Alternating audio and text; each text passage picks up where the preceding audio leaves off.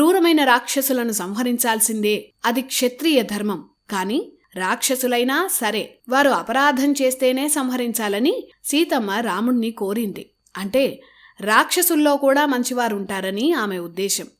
మరో విషయం ఏంటంటే, ప్రస్తుతం సీతారాములు అరణ్యవాసం చేస్తున్నారు.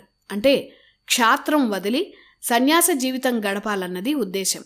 అయినా సరే ఆపదలో ఉన్నవారిని రక్షించటం సగటు మనిషి ధర్మం కాబట్టి అపరాధాలు చేసిన రాక్షసులను సంహరించాలని, సంహారమే వ్యసనం కాకూడదని సీతమ్మ ఉద్దేశం. సీతమ్మ ఎంత గొప్ప రాజనీతిజ్ఞురాలో చెప్పే ఘట్టమిది. చెప్పినది భార్యే కదా అని శ్రీరాముడు నిర్లక్ష్యం వహించలేదు. ఆమె చెప్పిన వివరాలన్నీ జాగ్రత్తగా విన్నాడు. ఆమె సలహాలను స్వీకరించాడు. అందుకే అన్యోన్య దాంపత్యం అంటే ఇప్పటికీ సీతారాములే గుర్తొస్తారు. సీతమ్మకు రాముడు కూడా ఇలా చెప్పాడు. ఈ మహర్షులు రాక్షస పీడ నుంచి రక్షించాలని కోరారు. పైగా ఆ రాక్షసులు ఈ మహర్షులను చంపి తినే నరమాంస భక్షకులు. నేను వారికి మాట ఇచ్చాను. ఇచ్చిన మాట కోసం నేను ఎంత దూరమైనా వెళ్తాను.